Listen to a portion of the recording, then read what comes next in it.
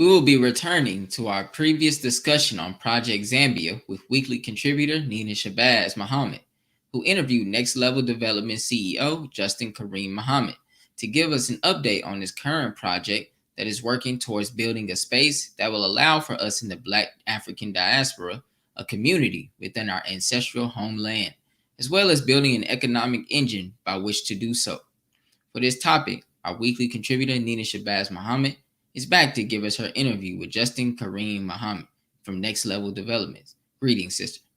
Greetings. How are you this evening? Oh, I'm doing well, doing well. Thank you for coming on tonight. Sure. Justin, he's been working feverishly in Zambia, trying to get some of the projects that when we first spoke to him off of the ground. And so I thought it would be a good idea to, kind of reach back to him and see what kind of Mhm. progress and, just get some overall updates in terms of what he's been up to since last we spoke. And so this is what he had to say. So since we last spoke, I guess we've just been um, solidifying our work here. So it's been a bit challenging with different issues. We've probably had about five road traffic accidents involving our lorries. I was in a crash with the 4x4 I drive. We had some flip over and stuff. So we've had some interesting challenges over the last couple of months. But what's really happened, we've just been um, getting our stuff together and just learning the dynamic of the space that we're in. So it's very difficult with personnel, keeping your equipment maintained, making sure your staff are actually doing what they're paid to do and what you'd expect them to do, making sure people are standing up to or living up to the contracts that they've signed.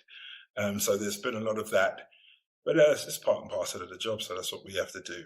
But it really does enlighten you to the dynamic of what goes on here and why Black people are in the condition that they're in, because we must learn how to work together in harmony. We've got to learn how to actually treat each other properly if we're going to be successful. So I guess that's some of it, and we're doing our best to teach and train those who would want to listen around us in terms of what we've been taught and trained and how Black people need to treat each other. So that's a major part of what we're doing. Actually also starting to get some of our people to come in on work permits and connect with other people from the diaspora who are in Africa in different countries. So we've been connecting with Tanzania, Ghana, and Gambia predominantly, but there's some other contacts we're trying to make. So as you can see, he has quite a bit. He's learned quite a bit from his experience there. One of the other things that he was talking about and that he did mention was just the technical aspect of bringing a lot of the mineral resources out of the ground. And so, we hear how minerally rich Africa is. And so I asked him, what is the exact process for extracting resources like copper and bringing it to market, or extracting it and processing it as a viable product. And this is what he said. I guess with a lot of what we're doing, we're learning as we go. So copper, the first and most important thing is to actually find it in the earth, where once you've detected it, then it's to actually get it, which for us involves drilling down into the earth, putting explosives in and blasting large portions of rock face, which we did, then separating the overburden or the waste material from the actual ore. Once that's done, it's then taken, crushed, pulverized, tested, and then we use chemicals and electricity to either get that into concentrate or into copper cathode, which is the copper that you then export. And that's the stuff they pay $10,000 plus a ton for nowadays. We've sort of hit a difficulty in as much as all of the smelters here are owned by Europeans or Chinese, and they actually work in their respective groups together to keep the locals out. So our next big project is we need to raise the money and build together to actually have a smelter of our own, that those of us who are mining ore don't have to sell the ore cheap. We can actually have that produced to the end product and get all of the value out of that. It's pretty similar with the timber. There's a lot that you can do with it, but if you're not processing it to its end result, you don't actually get the best value for your product. So that's where we are with those. I mean, it's still going on. It's a long road. We don't expect to finish anytime soon, but the main thing is to start looking about how we build the value chain until we control as much of it as possible with the Zambians.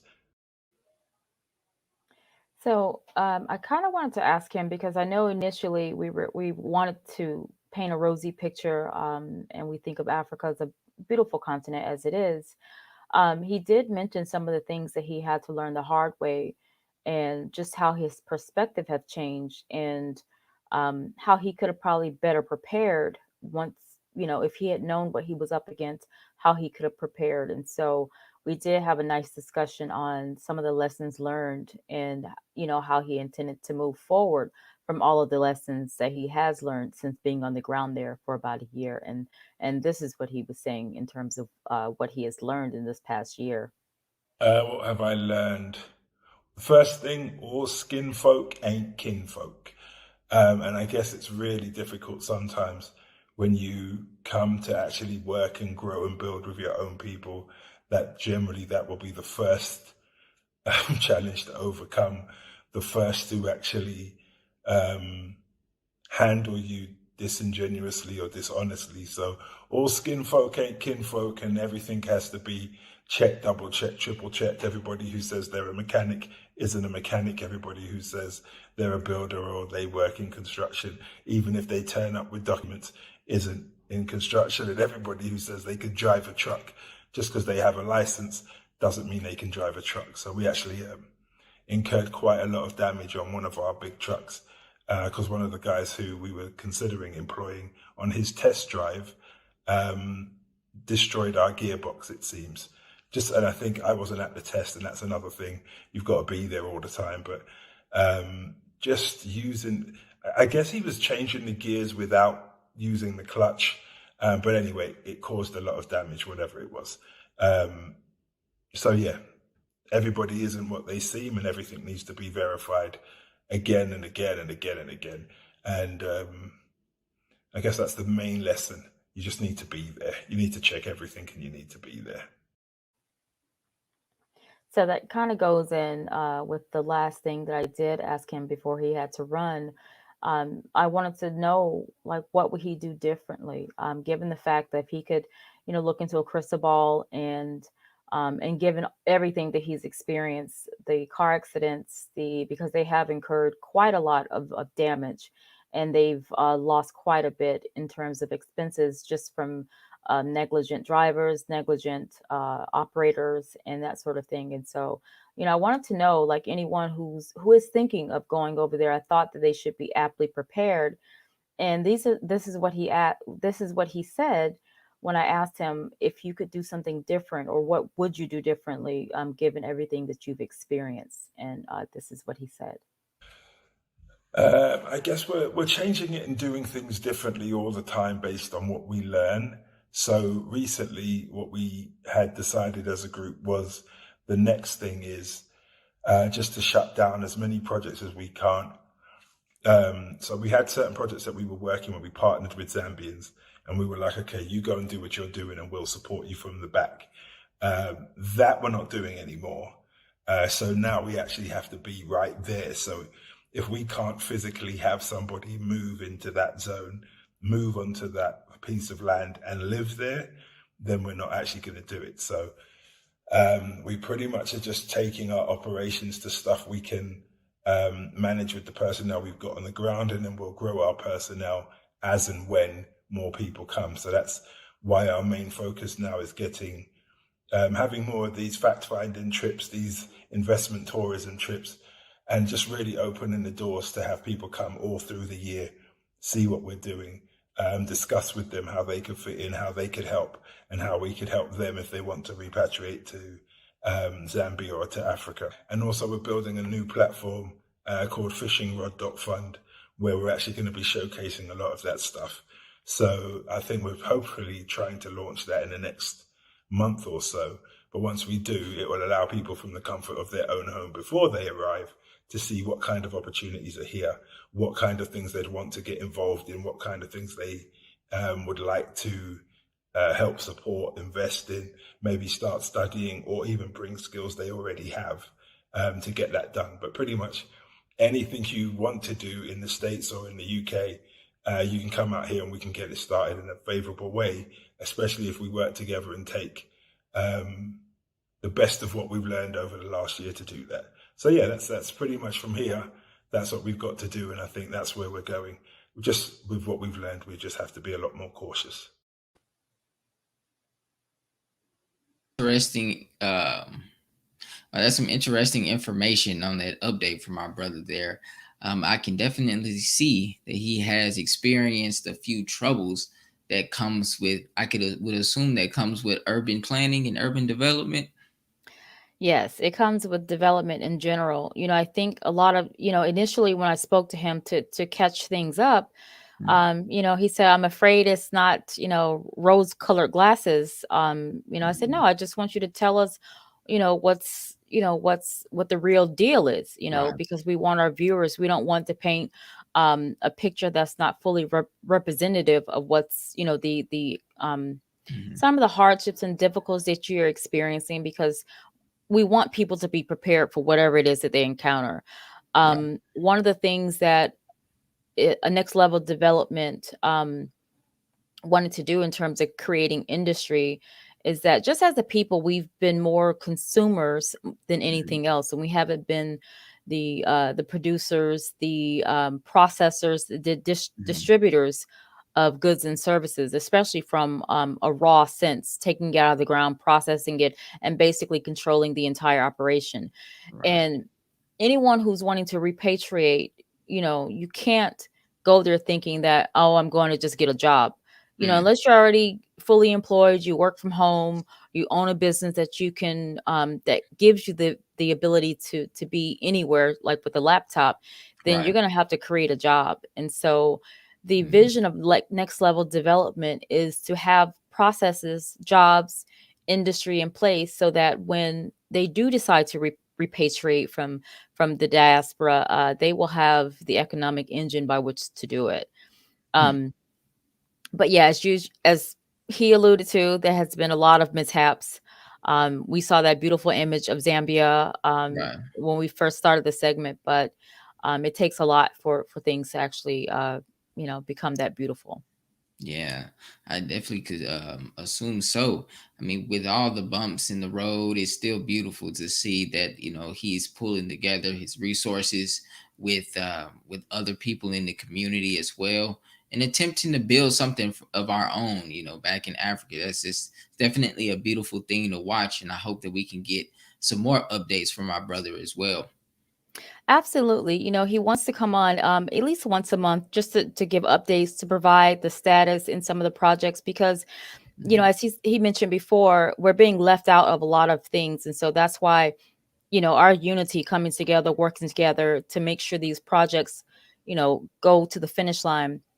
It's very important. As you can see, he needs all hands on deck. So. Absolutely. Well, I thank you again, Sister Nita, for bringing him back on and giving us more information and an update on that project in Zambia. Absolutely. My pleasure. Thank you. Have a good night.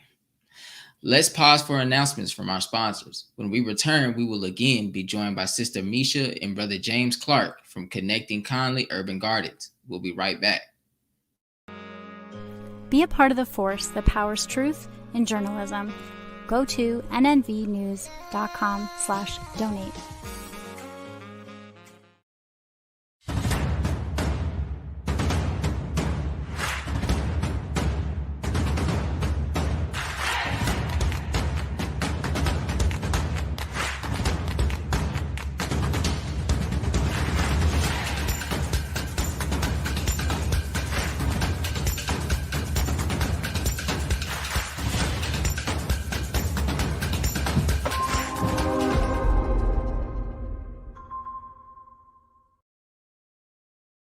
worldwide, 24 hours a day, 7 days a week. Download the Final Call Radio app and take us everywhere. On your phone, on your computer, on your tablet, on Instagram, Facebook, and Twitter. You can also log on to finalcall.com and click the Listen Live button or finalcallradio.com. Final Call Radio, the official voice of the Honorable Minister Louis Farrakhan and the Nation of Islam.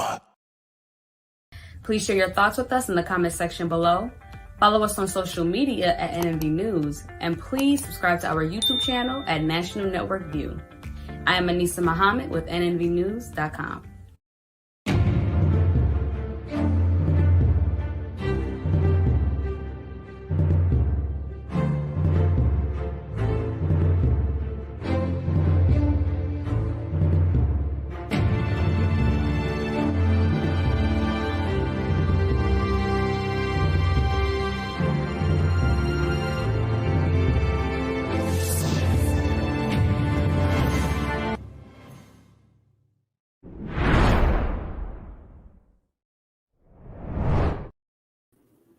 Connecting Kindly focuses on the benefits derived from gardening, growing your own fruits and vegetables, and offering life coaching services.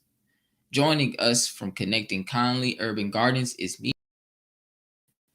How you guys doing today? Greetings. Great. We're doing well. How are you? Oh, I'm doing fantastic. I just want to thank you all for taking the time out to join us on our show today. Thank you. Thank you. Yes, well, let's hop right on into it. So, Meshia, you and your husband, James, are both urban gardeners, and you have started life coaching. Before we start talking about your urban garden, I'd like to ask you about life coaching. What motivated you to start life coaching? What are some of the topics you cover in your life coaching videos? Okay, so first, as far as the life coaching, I think it kind of came naturally with myself and my husband raising 8 children. That's life coaching in itself. And then I have a background in mental health, mainly working with children. And so, that was something that I like doing. I like helping people. And I talked to my sister-in-law quite a bit, and she is a life coach as well. So she talked to me and gave me the information on being certified. So I'm really just getting started, but I am really excited about being able to be advocates for, people, and to just try to encourage people to do the best that they can in this life. Wow, absolutely. That's a beautiful story and background on how you got started into life coaching. So, we know that you do life coaching. So, James, whose idea was it to start gardening now? How did you and Meshia develop the skill and passion for gardening? Well, like I said, growing up in the South, it's something that we watched our grandparents and parents do, and it's just something that came naturally. And then another thing is, like I said, we raised a big family, and so we wanted to subsidize, food, and it was a way that we could teach our children to grow food. And plus, if you want something organic, I say grow it yourself. So that's how we got it. We learned how to do it, and we enjoyed it. Right. It's a good hobby. Absolutely. Wow. Yeah, that's wonderful. I've tried to do some gardening myself. So hopefully we can figure out some tips and tricks to help really plump my garden, my fruits, and my vegetables up as well. Yes. So, yes. Meshia, how many different vegetables and plants do you own do you grow in your garden? What are some of the easiest plants to grow, and what has been more difficult to grow? Okay, so currently we have about 19 different variety of plants, and we do have 2 fruit trees. We have strawberry, cucumber, eggplant, potatoes, sweet potatoes, cabbage. We have a lot of plants. Now, as far as something that's kind of hard, I think, sometimes it's just like with cabbage, you have to worry about bugs eating the plants or insects getting on there. And so it's just finding the right combination of products to use, because you want to try to keep things as natural as possible. So it's just finding what works to keep the insects from eating up everything, or to keep animals, squirrels we have in our area. They like to steal tomatoes. They like to steal your peaches. So you have to try to find something to keep not only the insects away, but to keep little animals away as well, depending on what area you're in. Okay. So what tips and tricks could you offer as far as keeping the bugs and the animals away? You can use a neem oil, which is a natural It's herb. essential oil, yeah. It's natural. You can get you some neem oil and mix with some water, and you can spray it. Use it for your repellent. Because we try to use, you want to try to use something natural as possible. I mean, sometimes you may have to use something different. Some people use like vinegar and water. As far as like the animals, some people have even you can take black pepper and sprinkle around the plants, or red pepper to try to deter them from eating your plants. Oh, yeah. Okay, absolutely. Yeah, because I had some problems with some little critters trying to eat my plants as well. So that was I thank you for that. Thank you for those tips. Mr. James, do you use plant beds? What are benefits of plant beds versus grooming directly in the ground? Okay, yes. I build my own plant beds, and the reason I like using plant beds because it's easy to take care of. Mm-hmm. It's easy to take care of. Plus, I control.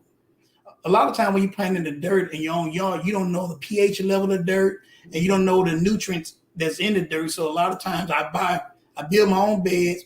I buy the dirt that already has the nutrients in it, mm-hmm. and so therefore I like the plant bed because it's easy to take care of. Yes. Mm-hmm. Okay. Yes, that makes sense. I tried to plant some plants right in the ground one time. And they got super huge, but didn't produce any fruit though. Right. So I wonder, like, why is it that a plant can grow and show signs of, it like it's about to be a very fruitful plant, but then not produce any fruits? I think with that, it could be the soil. The soil. It could be the pollination. The pollination. If you got the bees and stuff there to pollinate the plant. Because you need the bees to pollinate the plant for it to produce a fruit or a vegetable or whatever. Yeah. So it could be a combination. Mm-hmm. That's why some people that have their own gardens, they'll have beehives by them. They help pollinate the plants also. And then you can buy a spray. You can spray to help pollinate the plants. As well. Oh, wow. Okay. Mm-hmm. Okay. And it is a such thing as a female plant as well. And then there's also, people don't know that. There's also a male plant and a female plant. Right. Yeah. So if you get two female plants, the male, then you're going to produce nothing. Right. Okay. How would you know per seed what is a female plant or a male plant? I haven't quite figured that out yet. It's just trial and error. It's just try. Get a bunch of plants and put them out there. Okay, that makes sense. You definitely can't do one at a time. Yeah. And so, Sister Meshia, is the garden your main source of fresh fruits and vegetables? Has your urban garden improved your health and reduced your family's dependence on store-bought foods? Well, in our area, we grow. Not only do we have our garden, but we have other people growing, and we kind of do like a bartering system because we have friends and they grow big gardens, right? And we barter, And the reason that we like doing that because the one thing we try to be self-sufficient because we was preppers at first. Mm-hmm. We start out as preppers, and I don't know if you know for me what the term preppers are. Preppers are we have enough food stored up where we can last for years. Mm-hmm. That's why my family, we've been prepping for years. Right. So if something happened, then we know how to, maintain. You'll be able to take care of yourself. And as for your question, we still buy things from the store, but we try to get as much as possible from our own garden because we know what's been put into it. We know what's been sprayed on it. And so, yes, we do have to do some shopping until our garden, gets to where we want it because we're still adding to it each year. And as far as the benefits for our health, I know it's fantastic because you're getting natural food. You're not getting all the pesticides.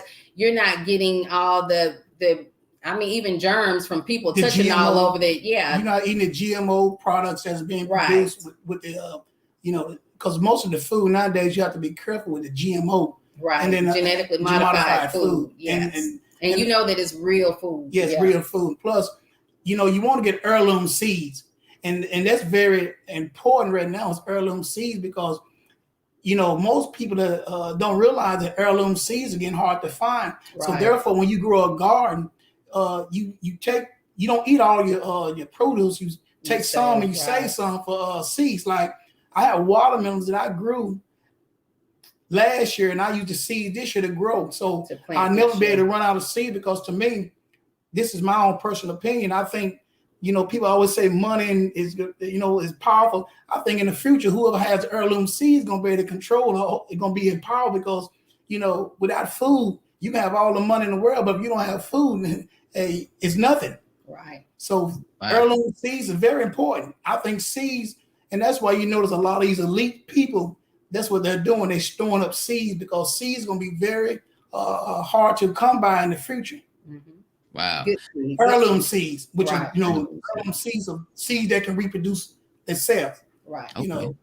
So it's very important to learn what kind of seeds, that you have. And another thing is we like growing on food because I don't eat nothing that don't have a seed in it. Right.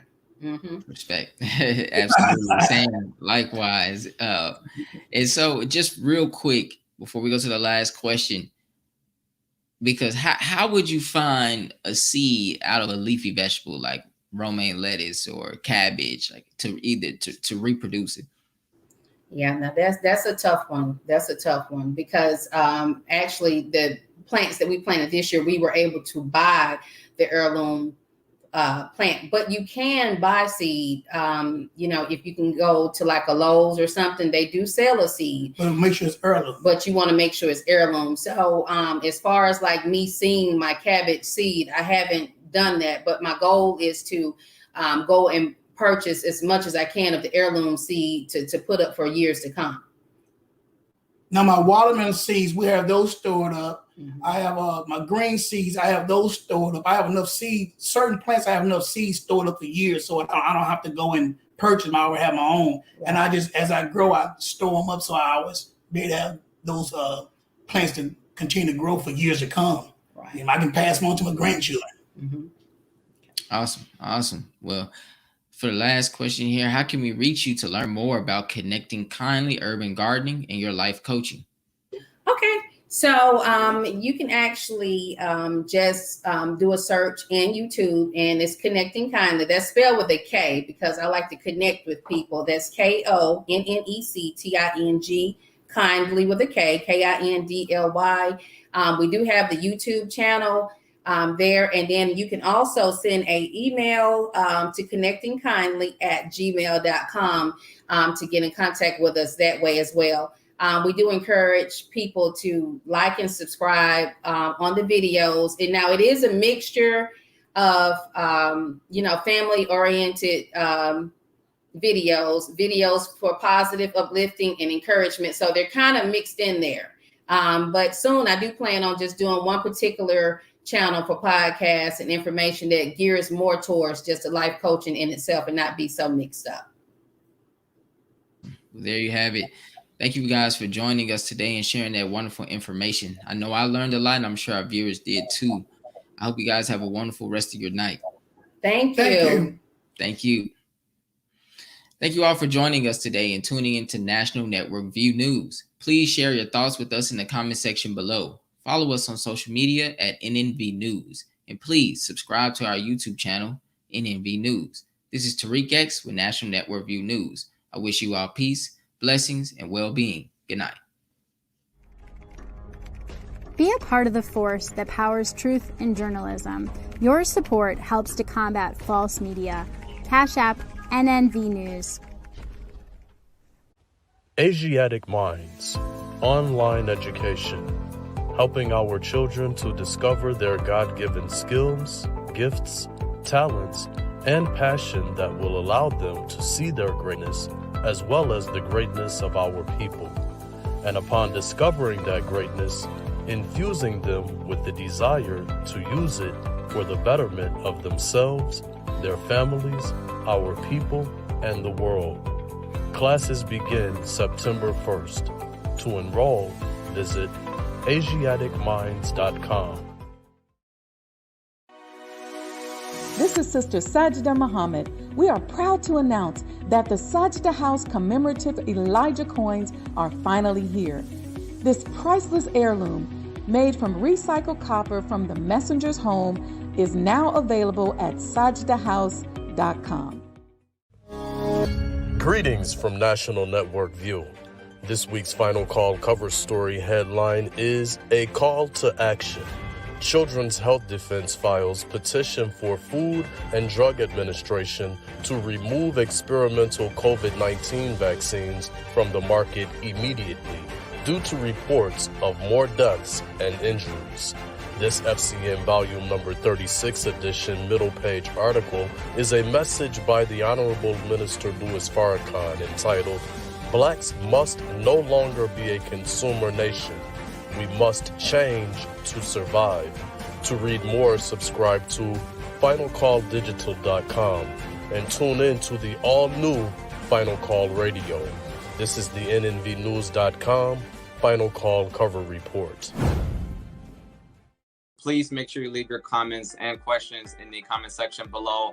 Follow us on Facebook, National Network View, and make sure to check us out on Twitter as well, National Network View. This is Sergio Gutierrez with National Network View, signing off.